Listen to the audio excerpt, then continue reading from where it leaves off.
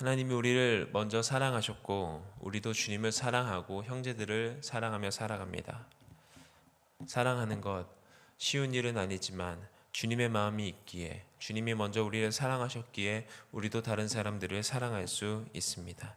사도 요한이 하나님이 이같이 우리를 사랑하셨던 듯 우리도 서로 사랑하는 것이 마땅하다라고 말하고 있습니다. 이같이라고 번역된 이 후토스는 우리가 앞에서 보았던 요한일서 4장 9절 10절에 우리 주님의 성육신과 대속적인 죽음을 가르쳐주고 있습니다. 주님께서 먼저 성육신 하심으로 우리를 대속적으로 죽으심으로 말미암아 그 이유 때문에 우리가 서로 사랑하는 것이 우리의 선택사항이 아닌 의무임을 가르쳐주고 있습니다. 이제까지 하나님을 본 사람이 없다는 것은 유대인의 기본적인 사상이기도 했습니다. 그러나 이 영지주의자들이 서로 자신들이 경험한 것이, 자신들이 느꼈던 것이, 자신들이 체험한 것이 하나님을 본 것이라 생각하며 주장했던 경우가 있었습니다. 그래서 사도 요한이 어느 때나 하나님을 본 사람이 없다라고 말하고 있는 것입니다. 만일 우리가 서로 사랑하면 하나님이 우리 안에 거하시고 그의 사랑이 우리 안에 온전히 이루어지는 것입니다. 주님만이 우리 안에 주님께서 거하시는 것, 주님과의 연합과 주님과의 친밀한 관계를 의미하고 있는 것입니다. 서로 사랑할 때 하나님의 사랑이 우리 안에 성취되는 것입니다. 이 사랑은 세 가지로 생각할 수 있습니다. 하나님의 사랑, 하나님에 대한 우리의 사랑, 하나님으로부터 비롯된 사랑. 이 세 가지 사랑 때문에 우리가 사랑 안에서 온전히 이루어질 수 있는 것입니다. 우리 주님께서 우리들에게 성령을 보내주셨기 때문에 우리가 그 안에 거하고 그가 우리 안에 거하시는 줄을 우리가 알 수 있는 것입니다. 믿는 자가 경험한 내주하는 확신, 그것은 바로 사랑하는 것으로 나타나는 것입니다. 이것은 신비한 현상이나 보편적인 현상이 아닙니다. 자연스러운 것입니다. 영지주의자들이 자신들이 경험했던 그 사랑, 아주 신비하고 자신들만이 가지고 있었던 특권이라고 말하는 이 경험들, 사도 요한은 그것보다 더 중요한 것, 사랑함으로 나타나는 것이라고 강조하고 있는 것입니다. 하나님께서 우리들에게 세상의 구주를 보내주셨습니다.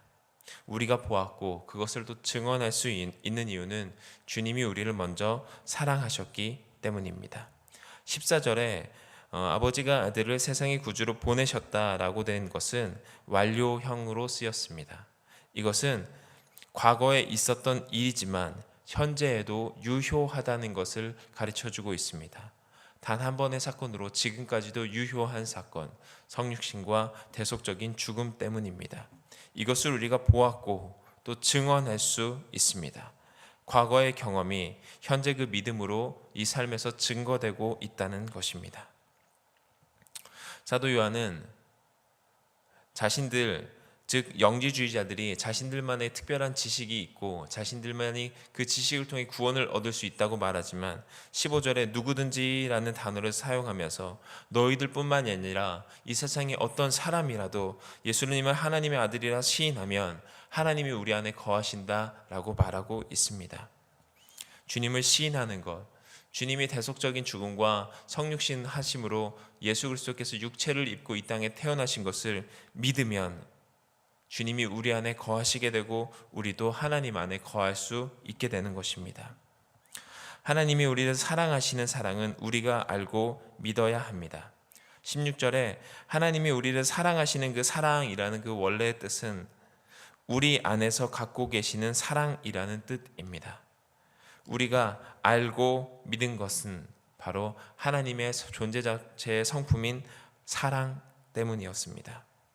예수 그리스도의 삶과 죽음을 통해 우리에게 보여주신 그 사랑, 성령을 통해 교회와 그리스도인들의 삶 속에 역사하는 주님의 그 사랑, 이 사랑은 주님과의 연합을 통해 우리 안에 거하시게 되는 것입니다. 특별한 경험이나 체험 지식이 아닌 구원을 가져다 주는 것이 아니라고 사도 요한이 말하고 있는 것입니다. 이로써 사랑이 우리에게 온전히 이루어진 것은 우리로 심판날에 담대함을 가지려 하게 하는 것입니다. 주님께서 그렇게 하셨기 때문에 이 세상에서 우리도 그렇게 할 수 있는 것입니다. 온전히 성취된 사랑과 연결되어 있습니다. 즉, 주님께서 우리에게 사랑을 온전히 이루어 주셨듯이 우리도 온전히 사랑을 이루는 것, 즉 사랑에 대한 순종하는 삶을 사는 것입니다. 사랑 안에 두려움이 없고 온전한 사랑이 두려움을 내쫓습니다. 18절의 이 두려움은 원래는 경외심을 뜻하는 단어이지만 여기에서는 노예가 갖는 두려움을 뜻을 가지고 있습니다. 노예는 주인이 무엇을 시킬지 모릅니다. 언제 잠을 잘 수 있을지, 언제 밥을 먹을 수 있을지 알 수 없습니다. 이 노예는 항상 두렵습니다. 어떤 일을 시킬지 모르기 때문입니다. 그러나 사도 요한은 사랑 안에 두려움이 없고 온전한 사랑이 이 두려움을 내쫓는다라고 말하고 있습니다. 이 두려움에는 형벌이 있기 때문입니다. 두려움이 있으면 사랑 안에서 온전히 이룰 수 없기 때문입니다. 즉, 두려움을 가진 자들, 사랑을 소유하지 못한 것입니다. 우리가 하나님을 사랑하는 것은, 그리고 이웃을 사랑하는 것은 우리가 잘나서가 아니라 하나님이 우리를 먼저 사랑하셨기 때문에 라고 19절에서 말해주고 있습니다. 하나님을 사랑한다 말하면서 이웃을 사랑하지 않는 것, 그것이 바로 거짓말을 행하는 사람이요 진리를 행하지 않는 사람입니다.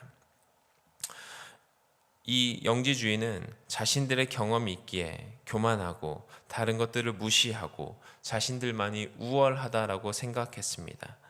보이는 형제를 사랑하지 못하고 보이지 않는 하나님을 사랑하지 못했었습니다. 그러나 사도 요한은 이렇게 얘기합니다. 우리가 이 계명을 주께 받았으니 하나님을 사랑하는 자는 또한 그 형제를 사랑할지니라. 20절과 21절은 묶여져 있는 것입니다. 따로 생각할 수 있는 단어가 아닙니다. 번역이 되지 않았지만 21절 시작에는 카이라는 그리고라는 접속사가 쓰여져 있습니다. 하나님을 사랑하노라 하고 형제를 미워하는 것과 그리고 우리가 이 계명을 주님으로부터 받았다는 것, 이것이 연결되어 있는 것입니다. 사랑하는 것에 순종해라. 하나님 사랑과 이웃 사랑은 분리가 불가능하다라는 것을 가르쳐주고 있는 것입니다. 우리가 하나님을 사랑하는 이 계명을 주님께 받았습니다. 주님으로부터 받았습니다.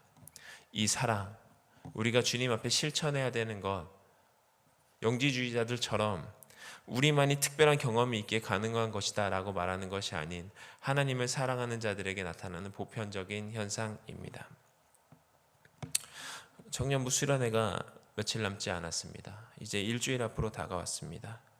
수련회를 위해서 많은 것들을 놓고 기도하지만 특별히 여러분들과 좀 나누고 싶은 것이 있습니다. 청년부 안에 서로 사랑할 수 있게 기도를 부탁드립니다. 자신들 안에 사랑이 없음을 알고 있습니다. 그리고 그 사랑에 다가가고자 하는 노력을 별로 하지 않았음을 본인들도 잘 알고 있습니다.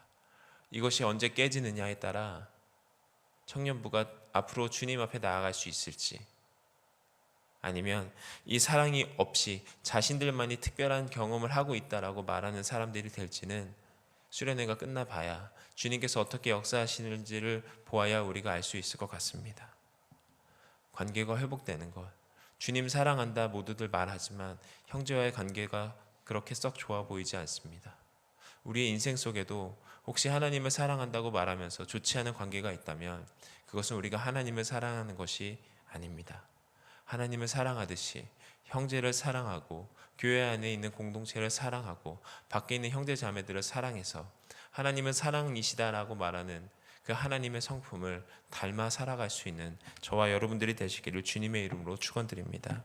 기도드리시겠습니다.